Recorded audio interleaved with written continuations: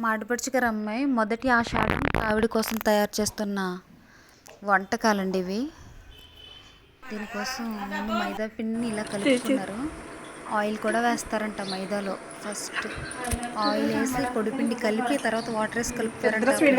వేసేటప్పుడు ఇలా ఒత్తుకొని చపాతీలాగా అప్పుడు అందులో పెడతారన్నమాట. స్టఫ్గా ఏం చేశారంటే గోధుమ రవ్వ, కొబ్బరి, బెల్లము, శనగపప్పు,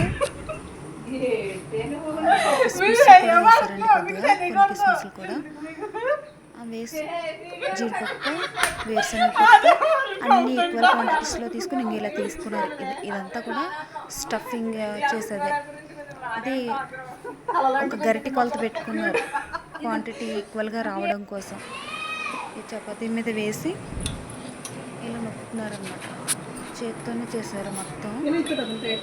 ఆడపడుచు చేసింది, కొన్ని నేను కూడా చేసింది. ఇస్తుంటే మూకుట్లో వేయిస్తుంది. అక్కడ వేపేది మా తోటకోళ్ళే, ఇక్కడ చేసేది వీళ్ళు ఒక తోటకోళ్ళు. ఈ స్టఫింగ్ ఇచ్చేది ఒక తోటకోడలు. గరిటి కొలత చూసారు, అవి నిన్నే ప్రిపేర్ చేసి ఈరోజు వంట చేస్తున్నారు. ఇది ఒక 200 అయ్యేలా చేయాలి అని అనుకున్నారు వీళ్ళు. 200కి ఎక్కువే అయినట్టున్నాయి. ఒక 250 ఎంతో అయినాయి.